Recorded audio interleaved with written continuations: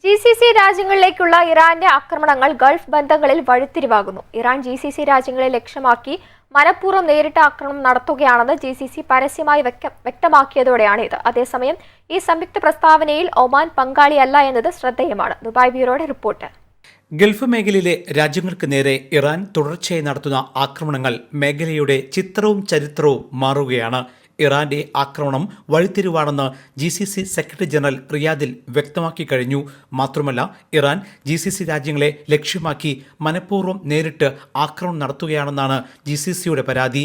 ഇത് സാധാരണക്കാരുടെ മരണത്തിന് വരെ കാരണമാകുന്നുവെന്ന് UN വരെ ചർച്ചയായി. ഇതും അറബ് ലോകത്ത് കേട്ടുകേൾവിയില്ലാത്ത അസാധാരണമായ സംഭവങ്ങളാണ്.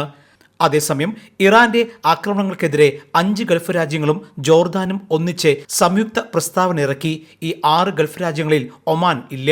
അതേസമയം UAE, Saudi Arabia, Qatar, Kuwait, Bahrain എന്നീ GCC രാജ്യങ്ങളും ജോർദാനുമാണ് സംയുക്ത പ്രസ്താവന നടത്തിയത്. ഇറാൻ ആക്രമണം നിരുപാധികം അവസാനിപ്പിക്കണമെന്ന് ഈ രാജ്യങ്ങൾ ഒറ്റക്കെട്ടായി ആവശ്യപ്പെട്ടതായി UAE വാർത്താ ഏജൻസിയായ വാം റിപ്പോർട്ട് ചെയ്തു. Jai Hind news, Dubai. One anchor, every week, 20 years, 1,000 episodes on one TV channel.